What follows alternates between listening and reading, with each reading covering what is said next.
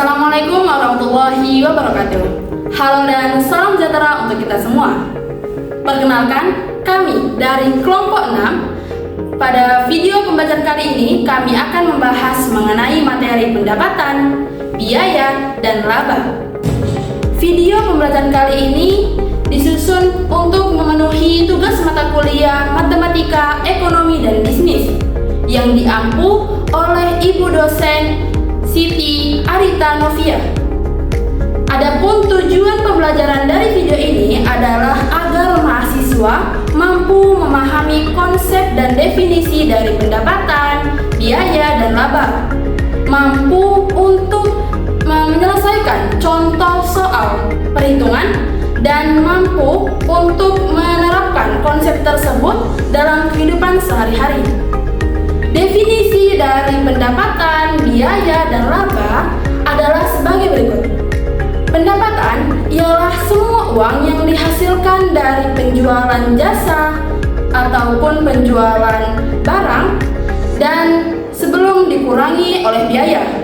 Sedangkan biaya ialah semua uang yang dikeluarkan untuk menjalankan usaha agar menghasilkan pendapatan. Sedangkan laba ialah uang yang tersisa dari pendapatan setelah dikurangi oleh biaya. Materi ini disusun berdasarkan referensi yang terpercaya seperti buku dan sumber ilmiah yang relevan, sehingga diharapkan agar dapat memberikan pemahaman yang baik dan akurat. Ini dia sumber dari definisi tersebut. Masuk kepada materi pembahasan.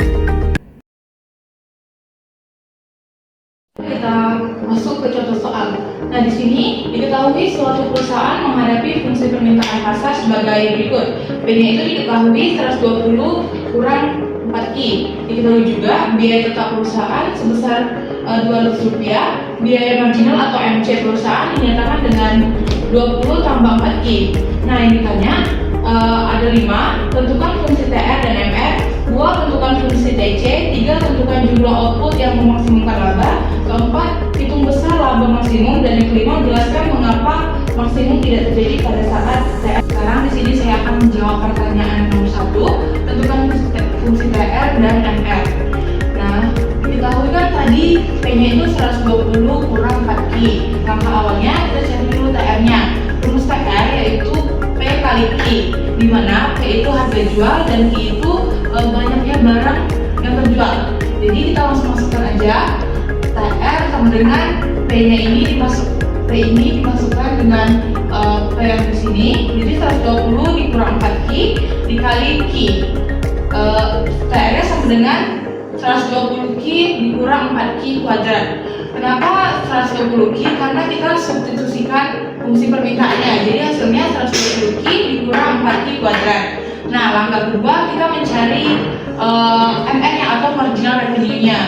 Nah, MR ini adalah turunan dari turunan pertama TR dari Q.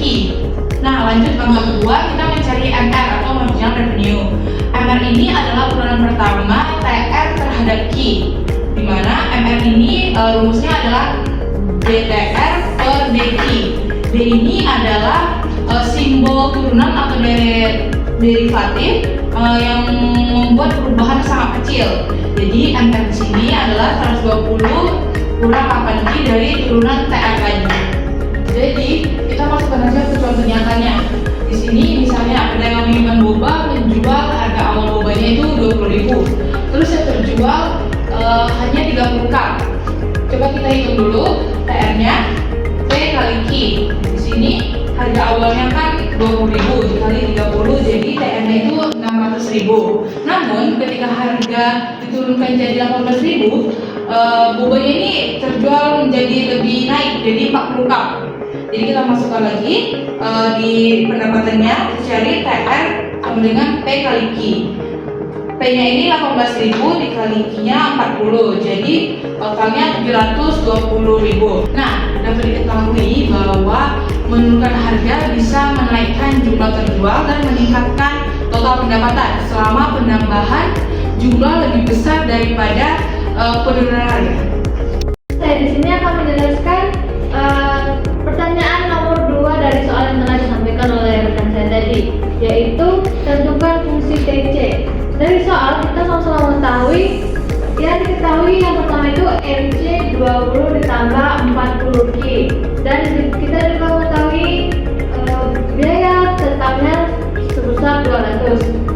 Karena rumus MC adalah TB TC per DQ, maka kita bisa mengetahui TC dengan mengintegritaskan MC. Jadi kita bisa masukkan rumus seperti ini. TC sama dengan 20 ditambah 4Q dalam kurung DQ. Selanjutnya TC sama dengan 20Q ditambah 20Q kuadrat ditambah TC. Karena biaya tetapnya 200, maka hasil yang kita ketahui adalah TC sama dengan 20Q ditambah 2Q kuadrat ditambah 200. Nah, sekarang aku akan menjelaskan penerapan konsep biaya dalam kehidupan sehari-hari. Pada penerapan ini kita bisa mengambil contoh nyata seperti usaha burger. Pada usaha burger biaya tetapnya bisa seperti biaya sewa dan alat usaha sebesar 1 juta, dan biaya variabelnya bisa seperti biaya bahan per burger sebesar Rp10.000.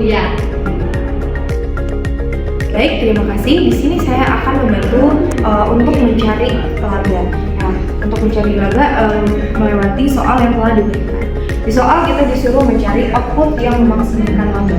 Nah, yang harus kita tahu terlebih dahulu, laba maksimum terjadi jika marginal revenue sama dengan marginal cost. Nah, marginal revenue ini adalah 120 min 8Q, marginal cost-nya ada 20 plus 4Q.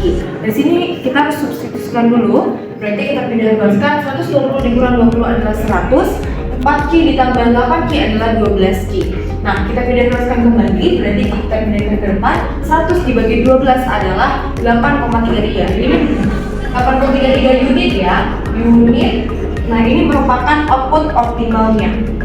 Kita sudah mendapatkan nih outputnya. Berarti selanjutnya apa? Selanjutnya kita menghitung laba maksimumnya. Nah, untuk mencari laba maksimumnya itu kita harus hitung dulu TR-nya berapa. Cara menghitung TR-nya itu berapa? Apa? Di sini kita sudah tersedia data bahwasanya total revenue adalah 120 Q min 4 Q kuadrat. Nah, kita masukkan Q itu kita ganti menjadi 8,33. Berarti 120 dikali 8,33 dikurang 4 dikali 8,33 pangkat kuadrat, ini dapatlah hasil 9,6 dikurang 277,56, dapatlah hasil 722,1. Nah, ini merupakan hasil dari total revenue.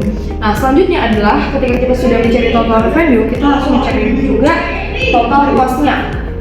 Kita hitung total cost-nya sama, jadi 20 dikali 8,33 ditambah 2 dikali 8,33 kuadrat ditambah 200. Kita dapatkan hasil 196,6 ditambah 138,78 ditambah 200. Dapatkan hasil 500,4.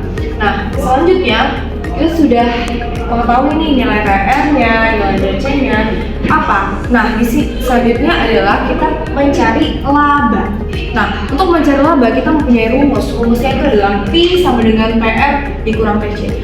Simple, kita kurangkan dari hasil PR ini dan hasil TC berapa, kita mendapatkan 216,7, dan ini merupakan laba maksimum. Terima kasih. Sebagai penutup, dapat disimpulkan bahwa melalui pemahaman konsep pendapatan, biaya, dan laba, kita dapat menilai kinerja suatu usaha, serta kita dapat mengambil keputusan keuangan secara rasional dan tepat. Adapun materi ini sangat penting, memiliki peran penting dalam kehidupan sehari-hari, khususnya dalam bidang bisnis dan ekonomi, karena ia dapat membantu dalam pengelolaan, perencanaan, serta evaluasi keuangan. Adapun sumber yang digunakan dalam penyusunan materi ini berasal dari referensi ilmiah yang tercantum pada buku dan referensi yang terpercaya. Demikian video yang dapat saya sampaikan. Kami menyadari bahwa video ini masih memiliki keterbatasan, sehingga kami mengharap kritik dan saran dari kalian semua. Terima kasih kepada ibu, dosen, dan teman-teman sekalian. Saya tutup. Wassalamualaikum warahmatullahi wabarakatuh.